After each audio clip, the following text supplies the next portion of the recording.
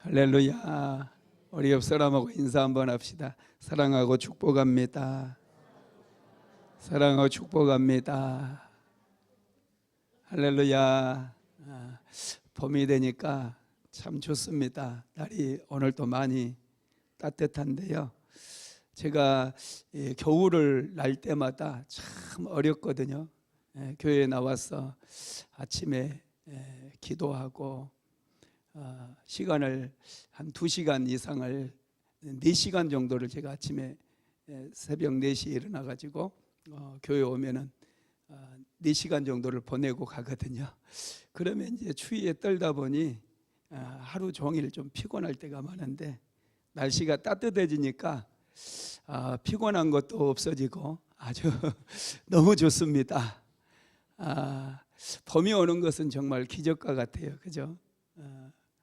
피천득 씨 수필에 보면 내 인생에 봄이 오는 것은 기적이다, 이런 글이 있어요. 그분이 이제 80세 때 쓴 수필이었는데 여러분, 봄이 와서 참 좋은데 오늘 하나님께서 봄바람과 같은 그런 은혜를 우리에게 부어주실 줄로 믿습니다. 오늘 사도행전 제13강인데요 초대교회에 찾아온 핍박, 이런 제목의 말씀입니다. 사도행전 3장의 이 기적 이후에 초대교회에 핍박이 찾아왔어요. 사도들이 분명히 안전병기를 일으켰잖아요. 굉장한 사건이 벌어졌거든요. 백성들이 도대체 이 기적이 어디에서부터 왔느냐고 이제 솔로몬 행각에 모여들었고 안진병이는 베드로를 붙잡았어요. 그래서 베드로가 이 사람을 고친 것은 내 능력이 아니고 예수 그리스도께로부터 온 능력이라고 분명하게 얘기를 했어요. 그리고 이제 사도행전 4장에 오면서 베드로가 예수 그리스도의 부활에 대해서 설명을 합니다. 그때 핍박이 찾아왔어요. 예수 그리스도의 부활을 전하는 순간 당시 종교 지도자였던 사두개인들과 바리새인들, 서기관들, 이 사람들이 사도들을 잡아다가 감옥에 가두었습니다. 여러분, 당시 사두개인들이나 바리새인들은 유대교의 지도자들이었어요. 신실한 그들은 자기 나름대로 여호와 하나님을 신실하게 믿었던 그런 사람들이었습니다. 그런데 그런 사람들이 이제 예수 그리스도의 부활을 전하고 있는 사도들을 잡아다가 감옥에 가두었다는 거예요. 여러분, 초대교회는 시작과 동시에 핍박을 받게 된 것입니다. 초대교회가 생긴 것은 쉽게 탄생하지 않았어요. 많은 고난과 핍박 속에서 초대교회는 탄생을 했고, 초대교회는 그 고난과 핍박 속에서도 왕성하게 성장했다라는 거예요. 여러분, 우리나라에도 복음이 들어올 때 정말 많은 핍박이 있었던 거 아시죠? 천주교가 처음에 조선 땅에 들어왔을 때 얼마나 많은 순교자들이 나왔는지 몰라요. 교회가 들어오고 또 복음이 들어올 때 항상 핍박과 함께 들어오게 되지만은 그 복음이 능력이 있기 때문에 복음이 들어가는 곳마다 문명이 새롭게 움트게 되어지고 사람이 변화되어지고 문화가 변화되어지는 그런 역사들이 일어나게 된 것입니다. 초대교회에 시련과 고난이 찾아왔는데 오늘 한번 읽어봅시다. 본문 사도행전 4장 1절에서 2절입니다. 사도들이 백성에게 말할 때에 제사장들과 성전 맡은 자와 사두개인들이 이르러 백성을 가르침과 예수를 죽은 자 가운데서 부활하는 도전함을 싫어하여. 아멘. 사두개인들이, 특별히 사두개인들이 또 성전 맡은 사람들이 예수님, 사도들이 예수 그리스도께서 가르쳤던 그 가르침, 도라고 하는 것은 예수님의 가르침을 얘기합니다. 이 가르침을 전했을 때 그들이 싫어했다고 그렇게 말씀하죠. 그리고 2절에는 그들이 사도들을 이제 붙잡아 가지고 감옥에 가두는 그런 내용이 나옵니다. 지금 여러분, 사도들이 나쁜 일을 했습니까? 나쁜 일을 한 적이 없어요. 나면서부터 안진뱅이로 태어났던 그 장애인을 예수 그리스도 이름으로 고쳤어요. 기적이 일어났어요. 지금 기적의 현장이거든요. 기적이 일어났다고 한다면 그들이 여호와 하나님을 섬기는 그런 종교 지도자들이라고 한다면 이 일을 같이 기뻐하고 같이 축하해주고 같이 즐거워해야 되잖아요. 그런데 이 일을 못마땅하게 생각한 거예요. 지금 사도들이 안진뱅이를 일으킨 이 사건이 굉장히 기분 나쁜 거예요. 그리고 사도들의 입으로 전하는 예수가 굉장히 기분 나쁜 거예요. 여러분, 그러면 왜 이 유대교 종교 지도자들은 복음에 대해서 이렇게 거부 반응을 가지고 있을까? 첫째는요, 그들이 굉장히 영적인 어두움에 빠져 있기 때문에 그래요. 한번 사도행전 4장 2절 한번 읽어봅시다. 백성을 가르침과 예수를 들어 죽은 자 가운데에서 부활하는 도전함을 싫어하여. 아멘. 지금 이 사람들은 종교 지도자들이었지만은 여호와 하나님을 믿는다고 하는 그런 유대교 지도자들이었는데, 이 사람들은 지금 예수 그리스도를 잘 모르는 거예요. 하나님도 잘 몰라요. 계속해서 선지자들이 예언하고 증거했던 게 뭡니까?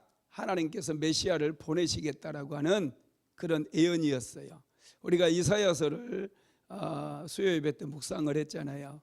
이사야서에서 계속해서 하나님께서 선지자들에게 하신 말씀이 뭐였습니까? 메시아를 보내주시겠다라고 하는 그런 메시지였거든요. 그래서 지금 때가 돼서 예수 그리스도께서 이 땅에 오셨어요. 그런데 그리고 예수님께서 하나님 나라의 복음에 대해서 또 하나님에 대해서 말씀을 전했고 많은 기적을 행했지만은 이 사두개인들이라든지 바리새인들, 유대교의 지도자들은 예수님을 믿지 않았습니다. 오히려 예수님을 배척하고 예수님을 십자가에 못 박아 죽게 만들었던 거예요.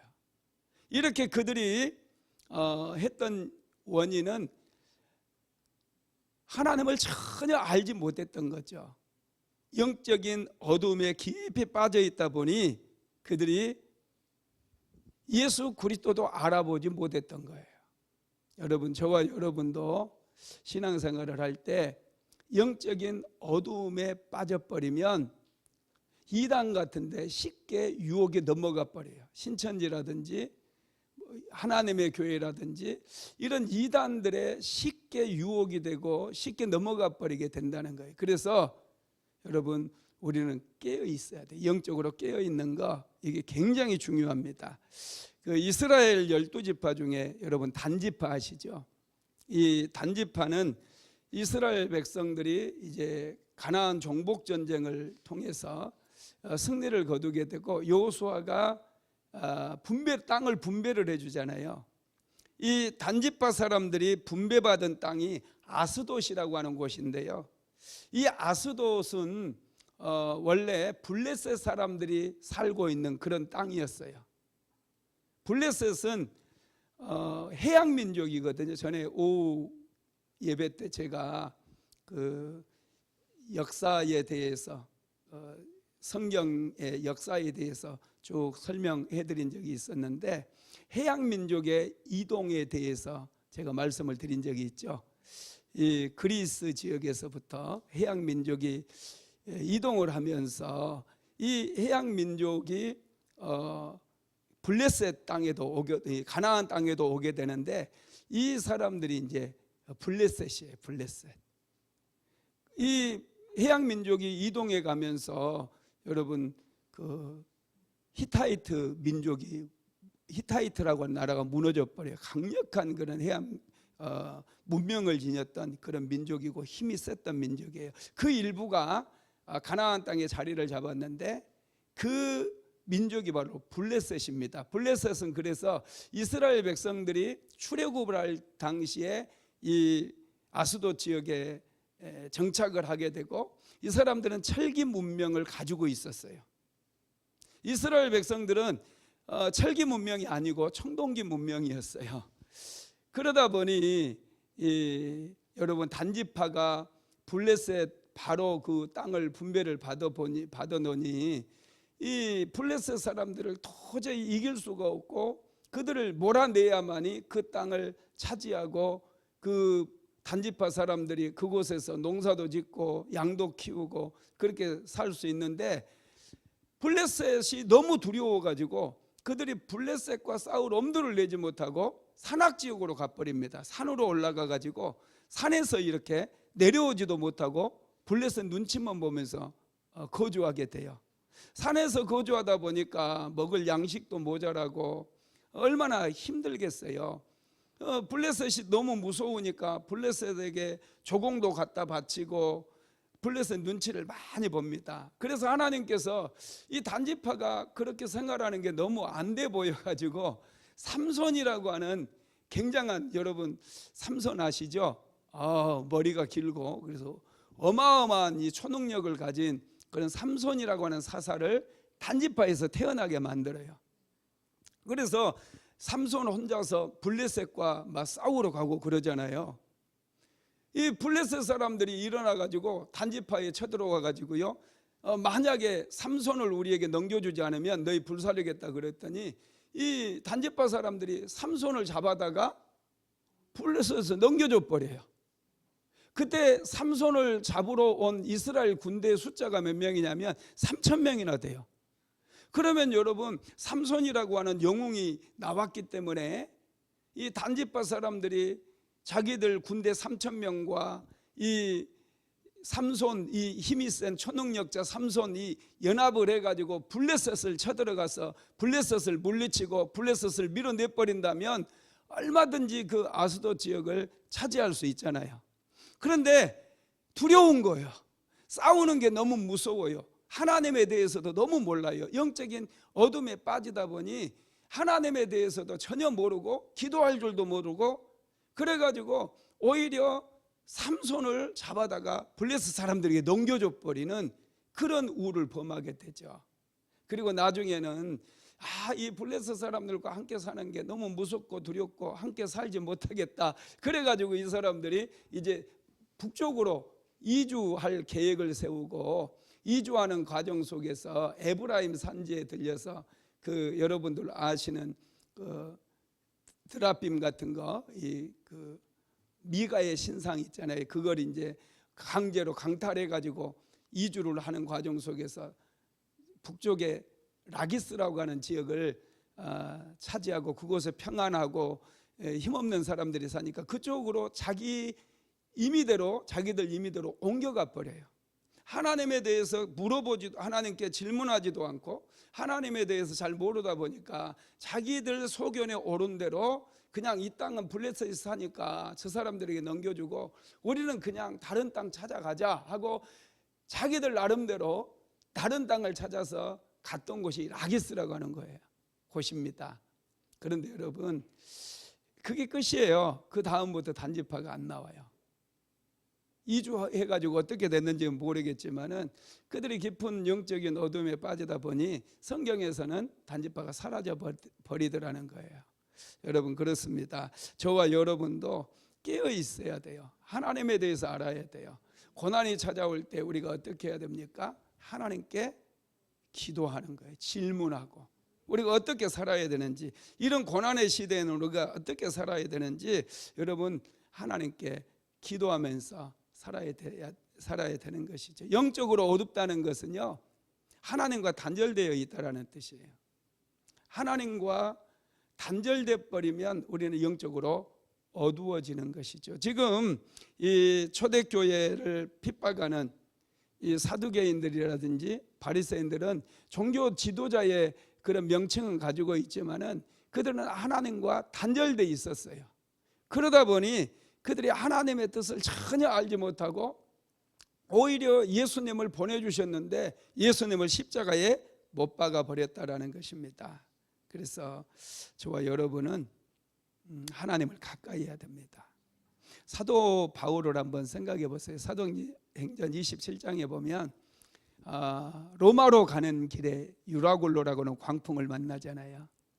이 광풍이 얼마나 대단한 광풍이었던지, 우리나라는 태풍이 이렇게 몰아쳐도 그냥 하루 이틀 사이에 싹 지나가잖아요. 그런데 이 유라굴로 광풍은 지중해 바다에서 일어나는 그 광풍인데 15일 이상을 막 휘몰아치는 거예요. 바울이 탄 배가 얼마나 추풍 낙엽처럼 흔들렸겠습니까? 사람들은 아우성을 지르고 살아남기 위해서 발버둥을 치잖아요. 그런 상황 속에서도 바울은 하나님께 기도해요. 하나님께 기도하고 나중에 그러잖아요. 여러분 안심하십시오. 어젯밤 내가 섬기는 하나님께서 배에 있는 모든 생명을 나에게 붙여주시겠다고 말씀하셨습니다. 당신들은 한 사람도 죽지 않습니다. 그러니 안심하십시오. 이렇게 얘기를 해요. 이렇게 얘기할 수 있었던 것은 바울이 하나님과 친밀했기 때문이죠. 그 어려운 상황 속에서 다른 사람들은 환경만 바라보고 환경과 맞서 싸우려고만 했잖아요. 그런데 그런 상황 속에서 바울은 하나님께 기도함으로 하나님의 음성을 들었다라는 거예요. 여러분, 때로 우리 환경이 요동칠 때가 참 많습니다. 많은 분들이 환경이 요동치게 되면 환경과 싸우려고 덤벼들어요. 그런데 환경과 싸우면 싸울수록 여러분 우리는 더 환경의 거친 파고에 휩쓸려 버릴 수밖에 없습니다. 그럴 때에 우리가 어떻게 해야 되느냐? 사도 바울처럼 하나님을 생각해야 돼요. 그리고 하나님께 기도하면 반드시 길이 열려지고 환경의 파고가 잔잔해진다라는 것을 믿으시기를 바랍니다. 이렇게 이 사두개인들이라든지 바리새인들은 영적인 어둠에 빠지다 보니 사도들마저도 하나님께서 예수님을 보내셨는데 예수님을 십자가에 못 박았을 뿐만 아니라 그 예수 그리스도의 복음을 전하고 부활을 전하는 사도들마저 붙잡아다가 감옥에 가두어 버리는 우를 범했다라는 거예요. 두 번째로 두려움 때문입니다.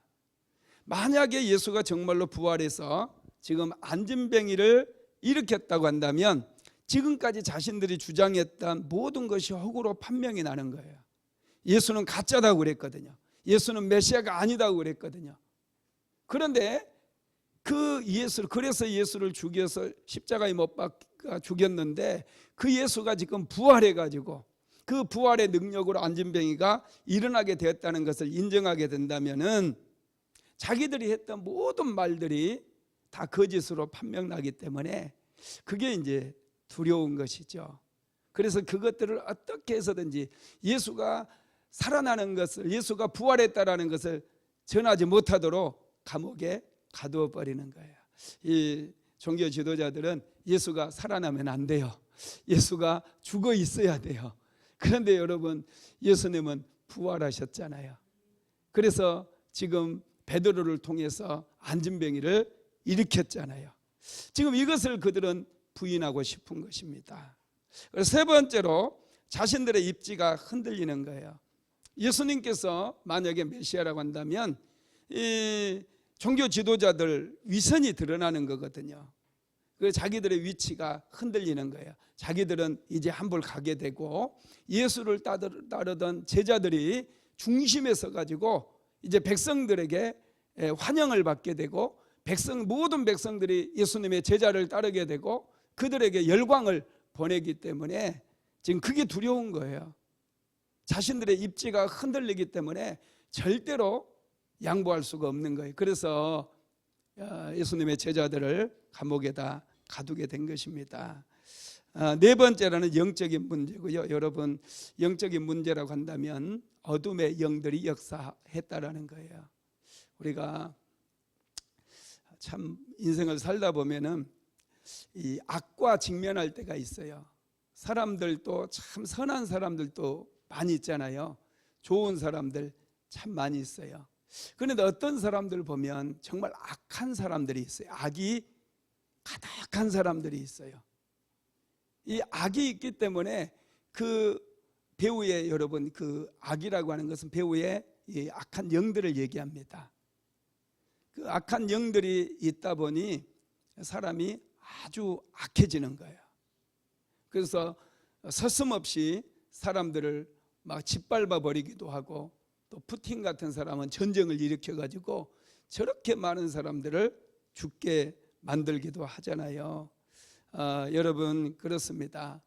마귀는 예수님과 직접 예수님을 직접 대적할 수는 없어요. 그래서 항상 사람을 부추겨 가지고 사람이 예수님을 거부하게 만들고 예수님을 대적하게 만든다라는 것이죠. 그래서 지금 이 사두개인들이라든지 바리새인 이 사람들 배후에는 어둠의 영들이 강력하게 역사하고 있어서 지금 사도들이 복음을 전하는 것을 회방하고 예수 그리스도의 부활을 전하는 것을 못하게 그들을 잡아다가 감옥에 가두었다라는 것입니다. 자, 3절 한번 읽어봅시다. 사도행전 4장 3절 시작. 저희를 잡음에 날이 저문 고로 이튿날까지 가두었으나. 아멘. 교회 지도자들, 특별히 사도들을 잡아다가 감옥에 가두었다라는 거예요. 여러분, 가둔다고 문제가 해결됩니까? 사도들을 잡아다 가둔다고 예수님의 부활하신 그 소식이라든지 또 안진병이가 일어난 것을 막을 수 있습니까? 여러분, 절대로 막을 수가 없는 것이죠. 정말 놀라운 것은요, 이렇게 사도들을 감옥에 가두는 그런 상황 속에서 초대교회는 엄청나게 부흥을 해버려요.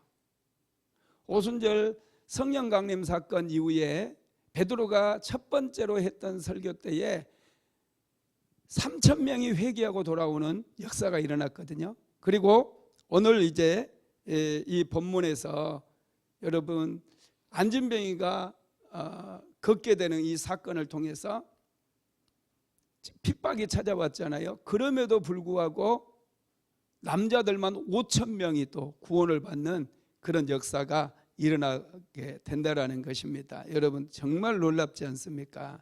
이렇게 초대교회는 고난과 더불어서 시작이 되었고, 고난과 더불어 엄청난 부흥을 경험하게 됩니다.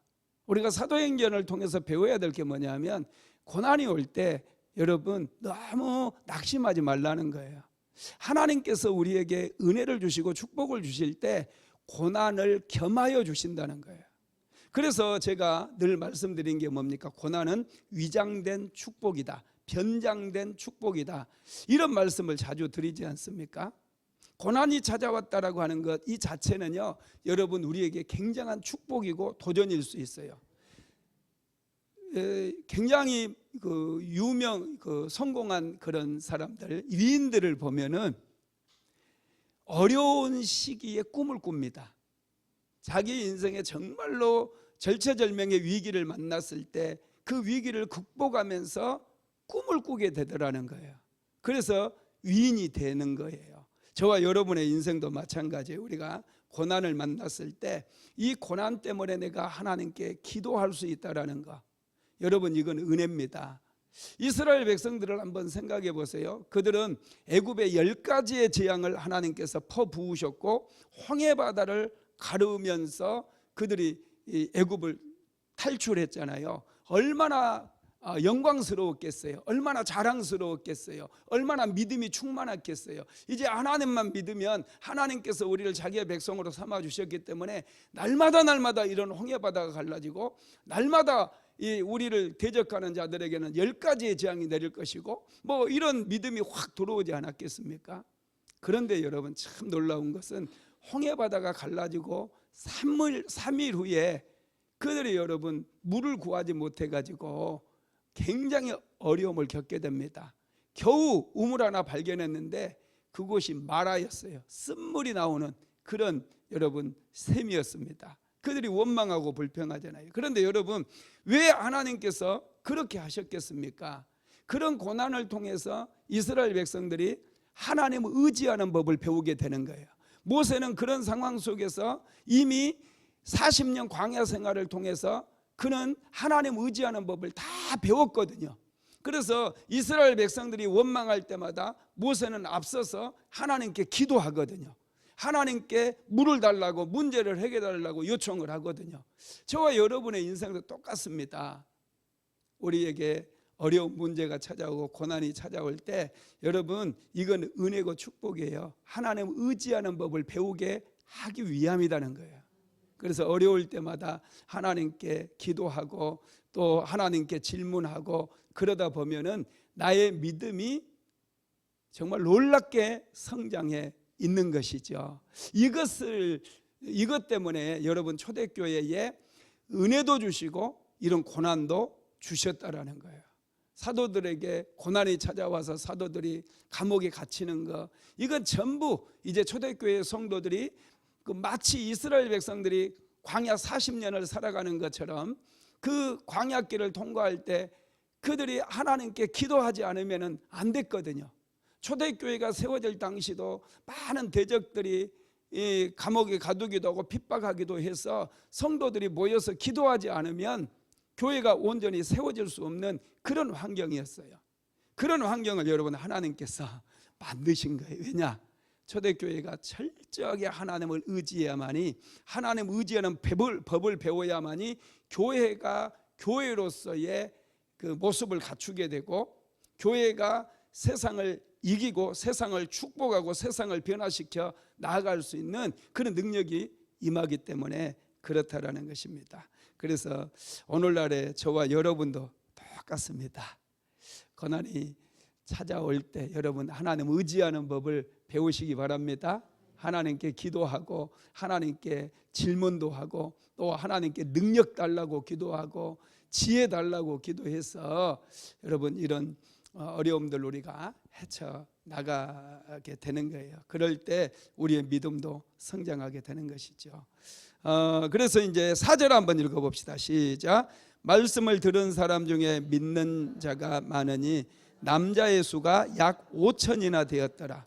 5천 명이나 되는 사람이 구원을 받았다는 거예요. 이 핍박이 찾아왔음에도 불구하고 남자 이 장정들이 5천 명이에요.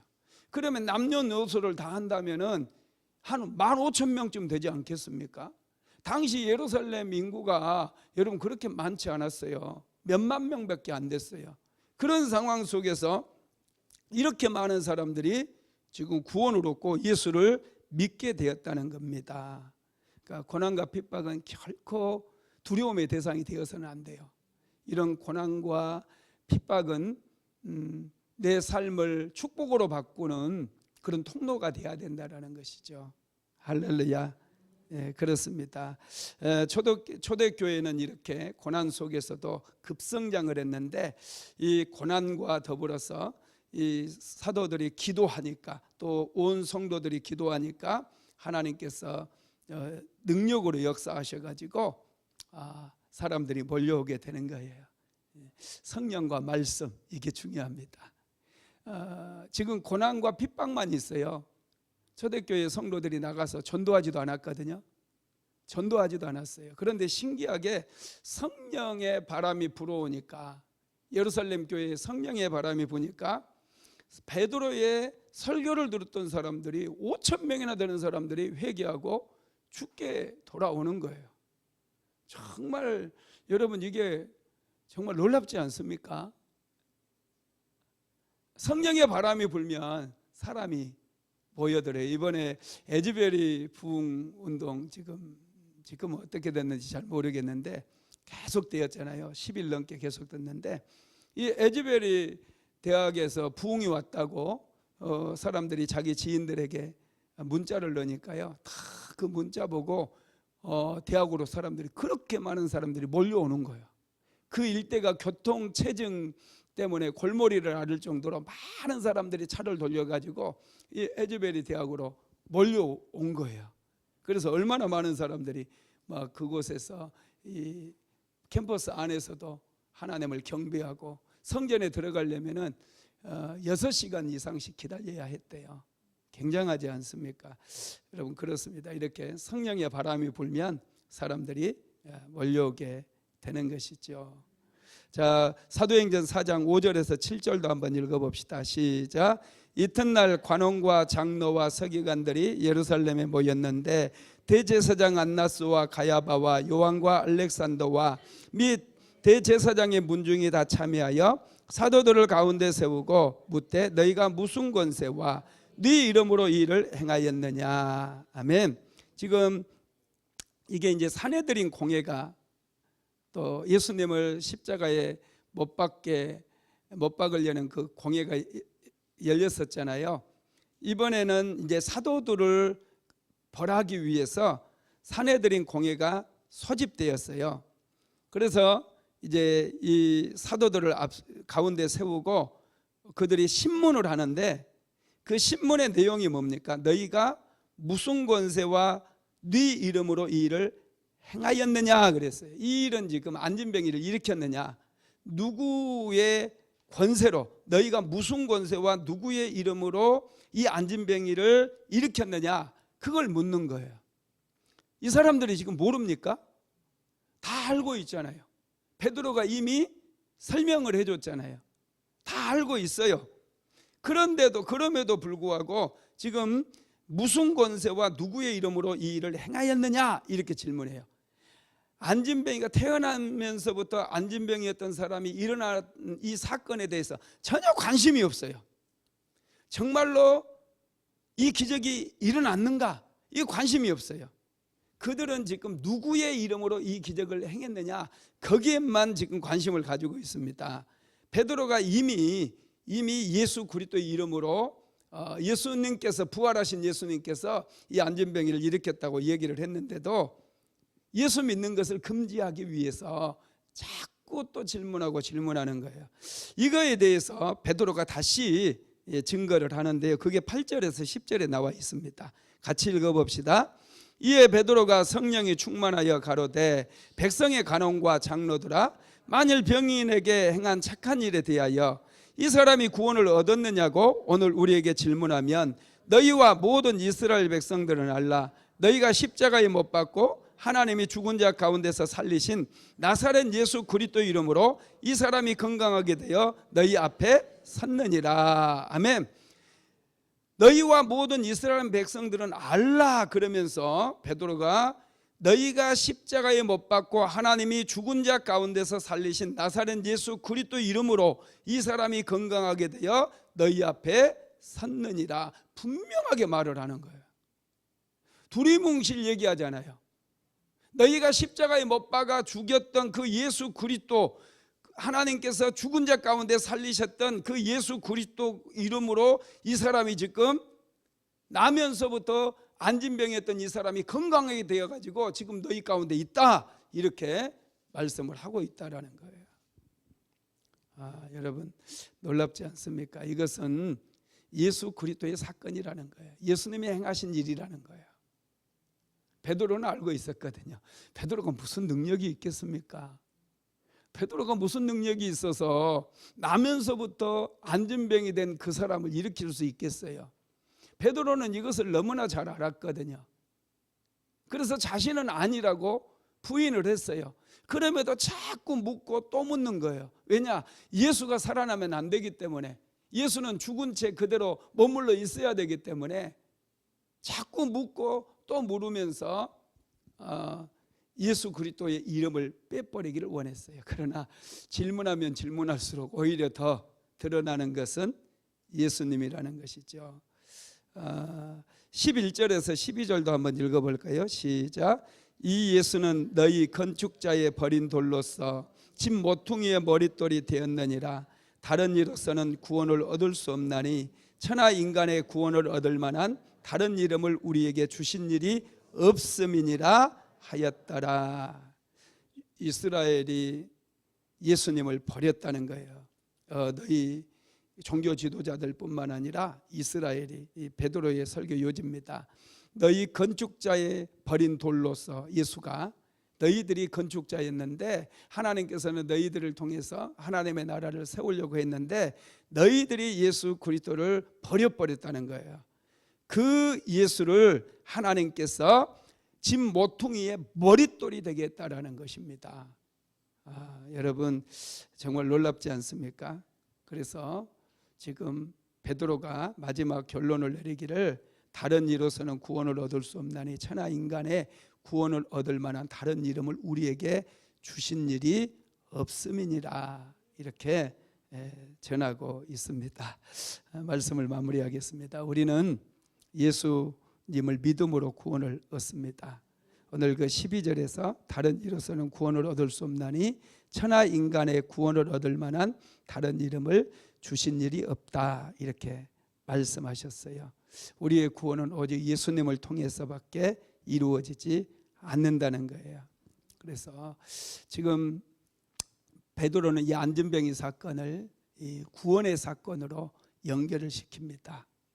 단지 안진뱅이가 일어난 이 사건은 사실은 별거 아니거든요. 이 사건을 통해서 예수 그리스도가 드러나고 예수 그리스도를 통해서 구원의 문이 열렸다라고 하는 이게 더 큰 거예요. 이것을 믿으면 저와 여러분도 다 구원을 얻기 때문에 그렇습니다. 할렐루야. 오늘 우리는 예수를 믿게 된 거, 이게 얼마나 참 큰 일이고 복된 일인지 모릅니다. 예수 그리스도를 믿음으로 다 구원받았다라는 사실을 믿으시기 바랍니다. 예수를 믿으면 우리는 구원을 받아요. 여러분 이것은 흔들리면 안 돼요. 믿는 사람들은 구원을 받습니다. 믿음으로 구원을 얻는 것이지 행함으로 구원을 얻는 것은 아니에요. 행함으로는 축복을 받는 거예요.